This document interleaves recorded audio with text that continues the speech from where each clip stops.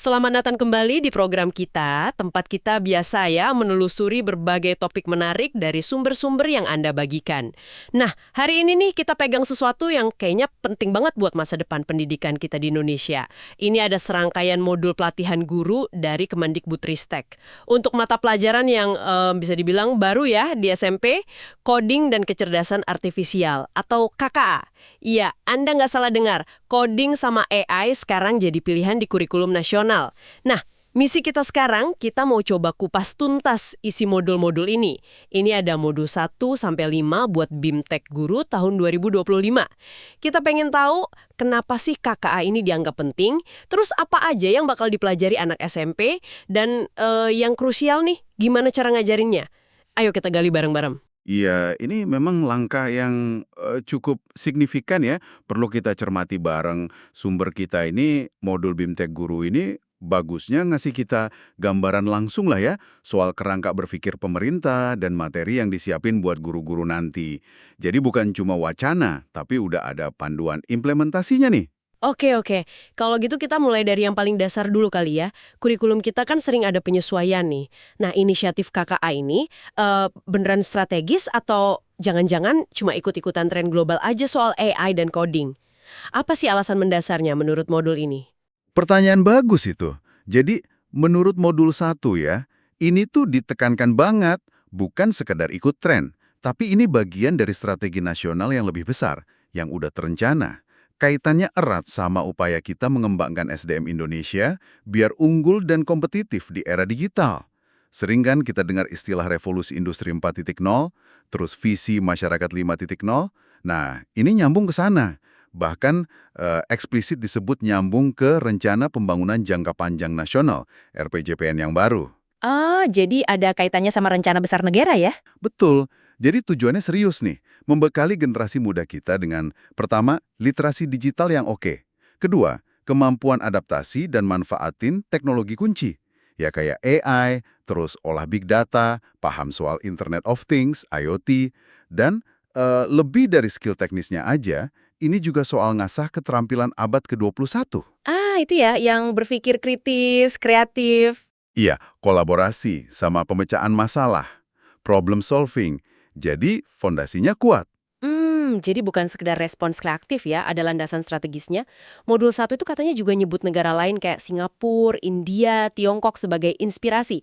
Apa kita niru mereka atau ada adaptasi buat Indonesia? Inspirasi sih ada ya, nggak dipungkiri. Karena negara-negara itu kan udah duluan masukin coding dan AI ke kurikulumnya. Tapi, modul 1 itu menekankan, ini langkah strategis biar Indonesia nggak ketinggalan, gitu intinya. Ah, oke. Biar nggak tertinggal ya. Iya, dalam persaingan global dan perkembangan teknologi. Jadi, lebih ke arah ngejar relevansi lah.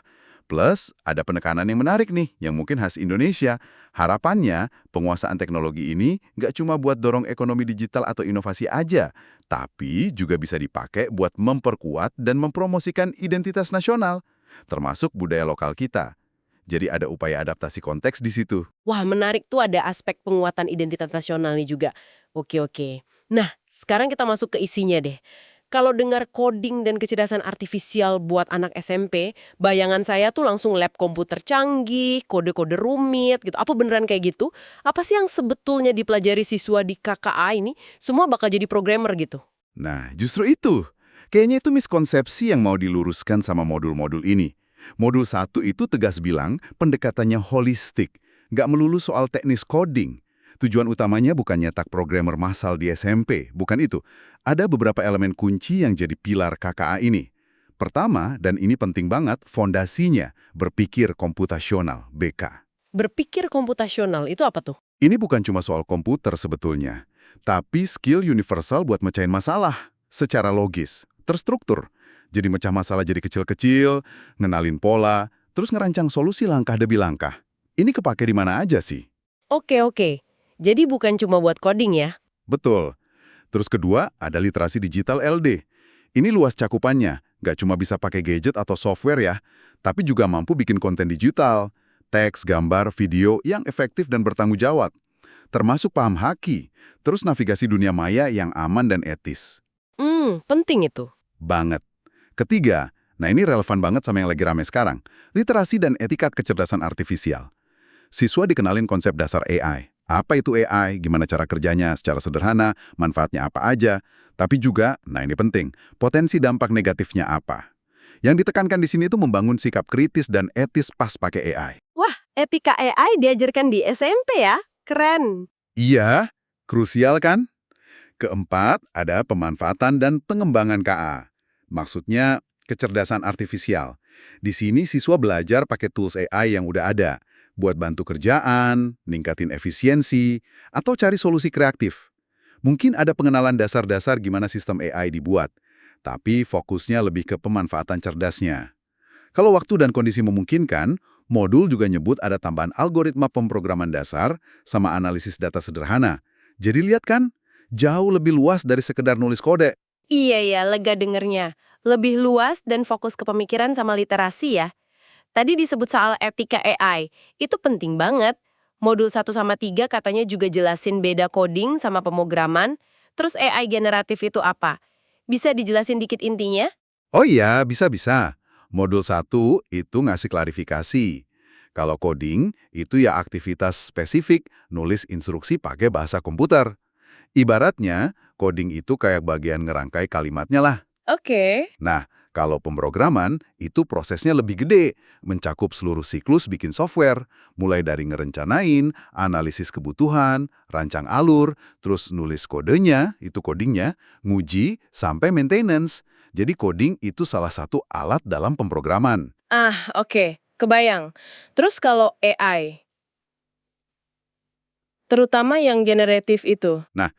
Untuk AI secara umum, gampangnya sistem komputer yang dirancang buat ngerjain tugas yang biasanya butuh kecerdasan manusia. Kayak belajar, menalar, ngambil keputusan. Terus, modul 3 itu khusus ngebahas generative AI, Gen AI, jenis AI yang lagi hits banget ini. Ini AI yang bisa menciptakan sesuatu yang baru. Bisa teks kayak ChatGPT, bisa gambar kayak Midjourney, musik, bahkan kode program. Berdasarkan perintah atau prompt yang kita kasih. Modul ini bahas cara kerja dan potensi Gen AI ini lebih dalam. Oke. Konsepnya mulai jelas nih. Tapi pertanyaan besarnya sekarang, ini kan konsepnya kedengeran lumayan canggih ya, AI, etikanya segala. Gimana caranya guru ngajarin ini? Apalagi mungkin banyak guru yang nggak punya latar belakang IT spesifik. Terus gimana sama sekolah yang komputernya mungkin terbatas? Apa modul ini realistis buat di lapangan? Nah, itu pertanyaan penting banget. Dan kayaknya sih udah diantisipasi ya waktu nyusun modul ini. Modul 1 itu secara eksplisit ngenalin 3 cara penyampaian materi KKA. Ada metode, plugged. Plugged, pakai alat ya? Iya, betul. Pembelajaran pakai perangkat TIK, komputer, laptop, tablet gitu. Terus ada metode unplugged. Nah, ini menarik. Ini memungkinkan belajar konsep KKA tanpa perangkat TIK sama sekali.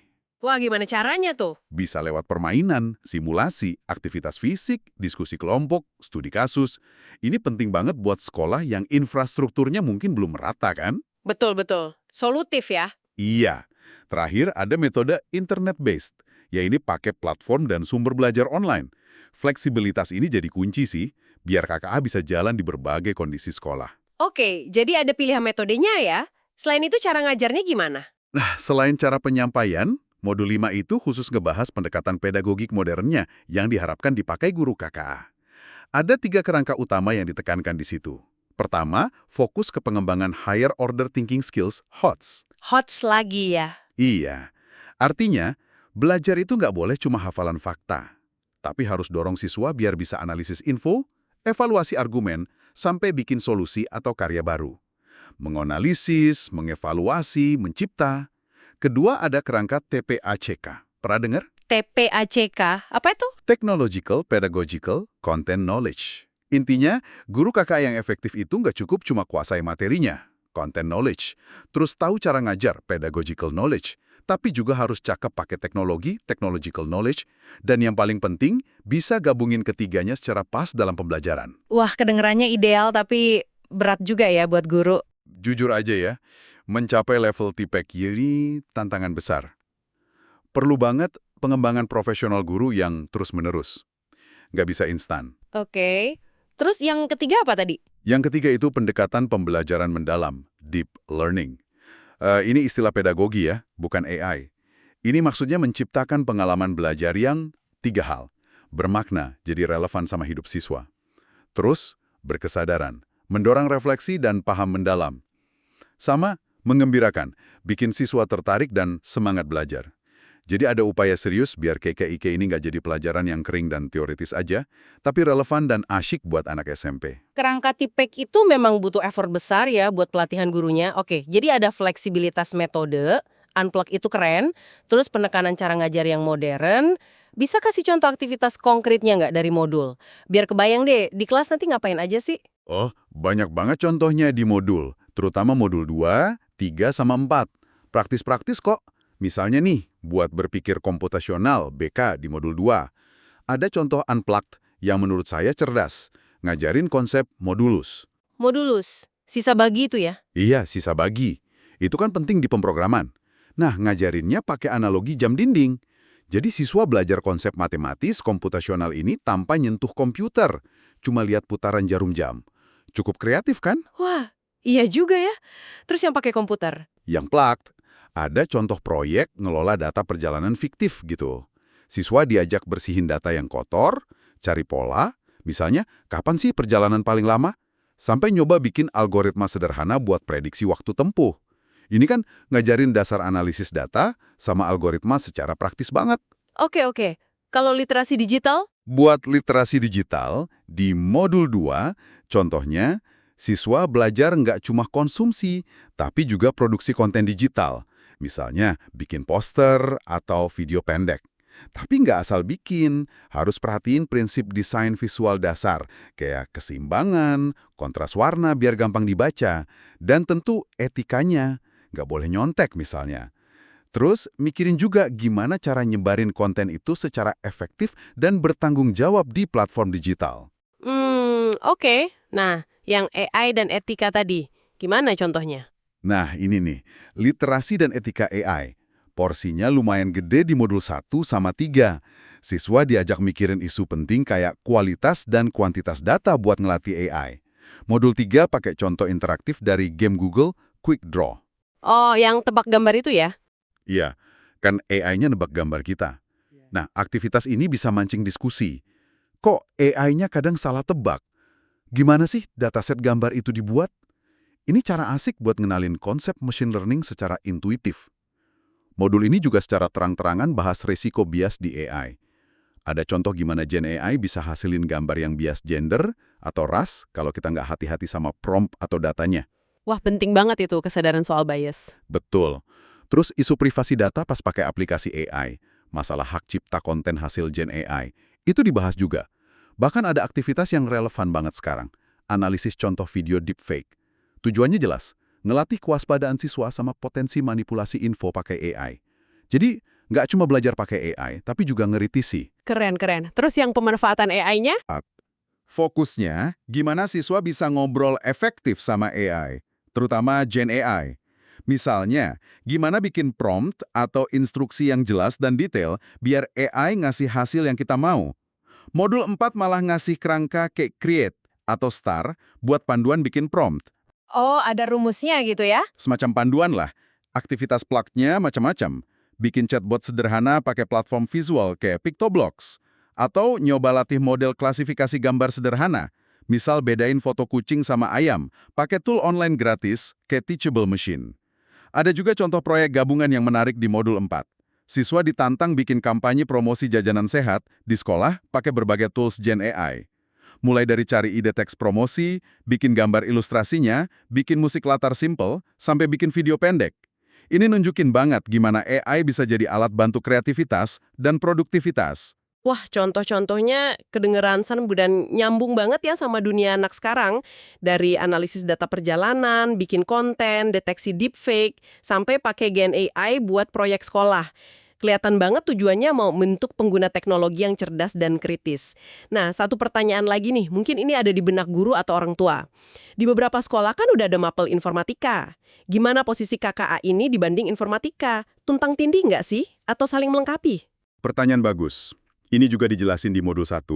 Jadi mata pelajaran informatika itu statusnya wajib untuk kelas 7-10, SMP sampai SMA. Cakupannya biasanya lebih luas dan mendasar. Ada pilar-pilar ilmu komputer, kayak sistem komputer, jaringan, analisis data, algoritma pemrograman, dampak sosial informatika, plus BK dan LD juga. Oke, informatika wajib ya. Terus KKA? Nah, KK ini dirancang sebagai mata pelajaran pilihan. Bisa ditawarin mulai kelas 5 SD sampai 12 SMA SMK, tapi nah ini catatannya ya, penyelenggaraannya tergantung kesiapan sekolah, kesiapan guru, infrastruktur, sumber daya lain. Fokus KK, seperti yang kita bahas tadi, kayaknya lebih ke arah skill praktis. Eksplorasi tool AI terbaru sama aspek literasi dan etika AI, terutama dengan penekanan aktivitas plak. Jadi ada potensi irisan materi dong ya, terutama di BK sama LD. Betul, ada potensi irisan di situ. Makanya, modul 1 menekankan pentingnya koordinasi antar guru di sekolah. Kalau sekolahnya punya informatika dan KK, guru-gurunya perlu duduk bareng, biar nggak ada pengulanan materi yang nggak perlu. Perlu dipetakan, biar siswa dapat pengalaman belajar yang saling melengkapi, bukan tumpang tindih. KK bisa jadi kayak pendalaman atau penerapan praktis dari konsep di informatika, khususnya soal AI. Oke, jadi jelas ya bedanya informatika itu wajib, lebih fundamental, KKA itu pilihan, lebih praktis, fokus AI dan coding aplikatif, dan tergantung kesiapan sekolah. Kalau gitu, mari kita coba rangkum sedikit ya. Masuknya KKA sebagai mapel pilihan ini bisa kita lihat sebagai langkah strategis Indonesia. Bukan cuma buat ngejar ketertinggalan teknologi, tapi juga proaktif ngebentuk generasi digital masa depan kita. Generasi yang harapannya nggak cuma jadi konsumen pasif, tapi paham cara kerja teknologi, bisa berpikir komputasional, kritis, kreatif, dan ini penting banget, punya bekal etika yang kuat pas pakai AI. Paham dasar AI dan potensinya, plus kesadaran mendalam soal etika. Cara ngajarnya juga dirancang bisa plugged atau unplugged, biar inklusif, terus dorong pembelajaran yang mendalam, bermakna, berkesadaran, menggembirakan, bukan cuma transfer info. Ini investasi jangka panjang sih, buat bangun fondasi SDM yang siap hadapi masa depan. Pembahasan yang benar-benar membuka wawasan ya. Kita jadi lihat ada visi besar di balik kebijakan ini yang terus coba diterjemahkan ke panduan praktis lewat modul guru ini. Kelihatan ambisius, ya penuh tantangan juga, tapi peluangnya juga luar biasa buat pendidikan kita. Memang. Dan kalau kita renungkan semua ini ya, terutama fakta bahwa KKA ini mapel pilihan, tergantung kapasitas sekolah, terus ada tuntutan TPA CG buat guru, satu pertanyaan reflektif yang kuat muncul nih di benak saya. Modul ini kan nawarin solusi kayak metode unplug buat atasi keterbatasan sarana. Tapi pertanyaan mendasarnya tetap ada. Gimana kita bisa mastiin bahwa semua siswa Indonesia, dari Sabang sampai Merauke, dari sekolah kota besar sampai pelosok, itu benar-benar dapat kesempatan yang setara buat ngembangin kompetensi KKA yang krusial ini? Gimana kita bisa jembatani kesenjangan sistemik, baik itu akses teknologi maupun ketersediaan guru yang punya tipe EQ mumpuni? Biar niat baik KKA ini nggak malah memperlebar jurang ketidaksetaraan yang udah ada. Gimana ya caranya? Sebuah pertanyaan fundamental yang menggantung ya di akhir diskusi kita, bagaimana memastikan pemerataan akses dan kualitas implementasi KKA di seluruh Nusantara. Itu mungkin bisa jadi bahan pemikiran penting untuk Anda bawa pulang setelah menyimak penelusuran kita kali ini. Terima kasih sudah bersama kami, sampai jumpa di kesempatan berikutnya.